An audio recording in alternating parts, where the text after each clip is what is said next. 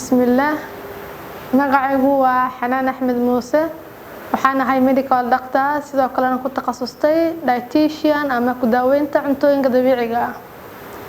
waxaan rabaa inaan ka hadlo maanta mowduuc muhiim ah oo loo yaqaan diet therapy ama ku daaweynta cuntooyinka dabiiciga ah si bulshada ay si fiican u fahanto waxa uu yahay diet therapy ama ku daaweynta cuntooyinka dabiiciga ah diet therapy waa qayb ka mid ah caafimaadka diet therapy waa system cuntooyin ah oo loo dejinayo qofka bukaanka ah isagoo loo fiirinayo cudurrada uu qabo ama calaamadaha uu ka cabanayo u yimid isbitaalka si looga daaweeyo muhiimaduna waxay tahay in dhakhtarku uu sameeyo jadwal cuntooyin ah oo qofka uu raaco si calaamadihii cudurka uu lahaa uga baaba'aan ama saameynta cudurka uu ku yeelan lahaa qofka looga yareeyo saameyntiisa caafimaadna kor loo qaado sidaas darteed diet therapy ama ku daaweynta cuntooyinka waxay noqon kartaa laba nooc ama inay noqoto daaweyn ama inay noqoto ka hortag labadaba treatment and prevention waxaan rabaa inaan ka hadlo mowduuc aad Soomaalida ugu weyn ama aad uga cawadaan oo ah peptic ulcer ama gaaska waxa uu yaqaaniin Soomaalidu gaaska waxa loo yaqaanaa in ay dahaarka caloosha ilaalin jiray iyo mindhicirka inuu gaaro saameyn ama dhaawac inuu gaaro kaasoo dhowtidii sababayo in aashitadii caloosha normal ay soo deyn jirtay inay dhaawacdo isla calooshii gaaska waxa loo qaybiyaa saddex nooc mid waxa waaye inuu ku dhaco isla calooshii oo loo yaqaan gastric ulcer oo ku sameysmo calooshii dhexdeedii nabar ku sameysmaayo oo dhowtidii aashitadii dhibayso iyo mid labaad oo ah inuu ku dhaco mindhicirka qaybtiisa ugu sareyso ama qaybtiisa u dhow caloosha oo loo yaqaan duodenal ulcer sidoo kale wuxuu ku dhacaa tubada u dhaxaysa ama isku xirta dhuunta iyo caloosha oo loo yaqaan esophageal ulcer calaamadaha ugu badan oo gaaska qofka qabo uu dareemo waxa waaye way badan yihiin laakiin waxaan ka hadlayaa inta ugu muhiimsan ama qof walba badan uu dareemo midda ugu horeysa waxa waaye inuu qofka dareemo laabjeex ama laabhuur waxa loo yaqaan midda labaadna waxay tahay inuu qofka caloosha dibirto in caloosha fadhiiso oo socoweyso iyo inuu qofka la labo ama matag uu dareemo iyo waxyaabaha caloosha ku jira inay dib u soo noqdaan dhuunta yimaadina loo yaqaan GERD ama hot flash waxyaabaha gaaska sababo waxa ugu muhiimsan H pylori bacteria loo yaqaano waana bacteria iyada kaliya ay ku noolaan karto meel aashitadeeda noocaas ay tahay acidity caloosha wax normal ah ma ahan waa acidity zaid ah oo lala barbar dhigo bacteria bahasha laga daadiyo qoyaanka uu bacteria leeyahay ayaa lala barbar dhigaa markii laga hadlayo caloosha acidity ay leedahay sidaas darteed waa bacteria kaliya ku noolaan karto meel aashitadeeda noocaas ay tahay waxyaabaha kale oo gaaska sababa waxa soo labeeyo NSAIDs waxyaabaha la dhaho ama daawooyinka NSAIDs kala dhaho sida aspirinka iyo ibuprofenka ama qofka antibiotic waqti dheer qaatay kuwaas oo ay keenayaan sidii H pylori ay keenaysay oo ah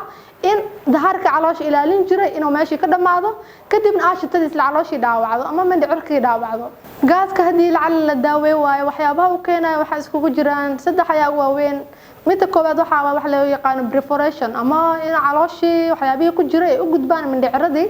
ama peritoneal cavity godka weyn ee caloosha ku dhex jirtay inay u gudbaan midda labaad oo ah inuu bleeding imaado ama dhigbax yimaado kaas oo noqon karo inuu afkii qofka dhigbax uga yimaado ama qaybta dambe saxarada inuu dhiig raaco qofkii iyo in pyloric stenosis dhacdo ama tubada caloosha meeshii ay ka bixi jirto cunada oo loo gudbin jiray mindhicirada yar si absorptionka ama nafaqada uga nuugaan in ay yaraato oo cunadii nafaqadii caloosha gaar mindhicirada gaar weyso kadibna ay calooshii cunadii dib u celiso dhuuntii qofkii waxay hojaad wax loo yaqaan ama hot flash uu markaas yimaado gaaska qofka markuu qabo waxa aad u wanaagsan sida loo tilmaamo inuu daawada u qaato si fiican ugu reysto waxyaabaha badan gaaska lagu daaweeyo wada naqaano waa BPI waxyaabaha loo yaqaan proton pump inhibitors waxa kamid ah daawooyinkaas omeprazole lansoprazole iyo wixii la mid ah shaqada qabanayaan waxa waaye aashitada caloosha inay yareeyaan iyo inay healing-ka meeshii qayb qaato mar walba aashitada laga yareeyo caloosha waa healing-keeda mar walba uu ziyaadayo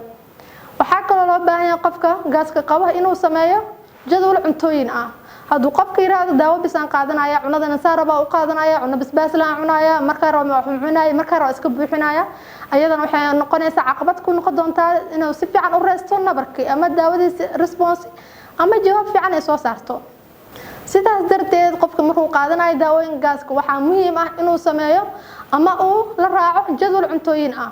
jadwalkaas oo rabo maanta inaan idin sharxo ama waxa aan takhasuskaygu yahay baa tahay cudur walba iyo jadwal cuntooyin oo la socdo si qofka si fiican u reysto insha Allah jadwalka aan rabnay inaan maanta uga faa'iideyno dadka qaba gaaska ama qaraabadooda ay qabaan si ay u sii gudbiyaan waxa waaye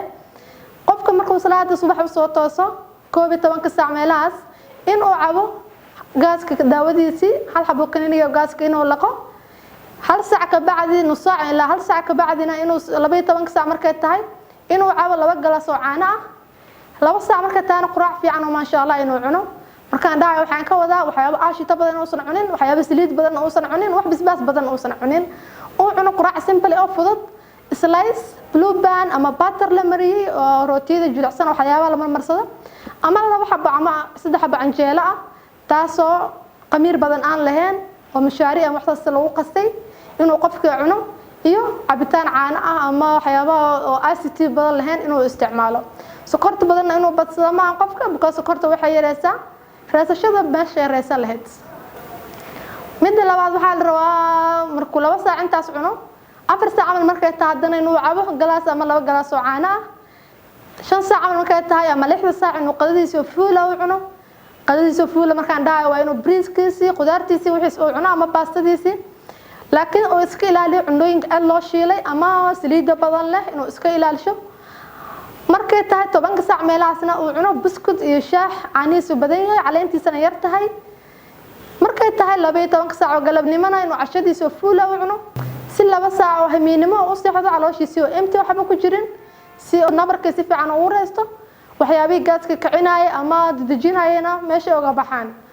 sidaas darteed waxaan ka faa'iideynayaa maanta in qaadatiin taladan oo ah jadwalka cuntooyina sidoo kale waxyaabaha la rabo qofka gaaska qabo inuu aad iska ilaaliyo waxa waaye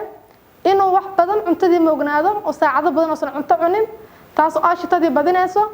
iyo inuu hal mar cunto fuul ah ama calooshi aad u buuxiyo ayadana waa mid kale oo dhibaato u calooshi sidoo kale cunooyinka bisbaaska leh ama aadka saliida badan leh ama sokorta badan inuu san isticmaalin inta uu daawada gaaska qaadanayo waxyaabaha la rabo inuu qaato ama badsado waxa waaye biyaha cad inuu aad u badsado waxyaabaha fiber kale digirta waxyaabaha qolofta leh inuu aad u badsado calooshiisana uu mar walba socodsiiyo si gaaska si fiican ugu reesto qofkii faahfaahin dheeraad u baahan ama cudur kale qabo xarunteena ugu soo booqan karaa Medical Diet Therapeutic Center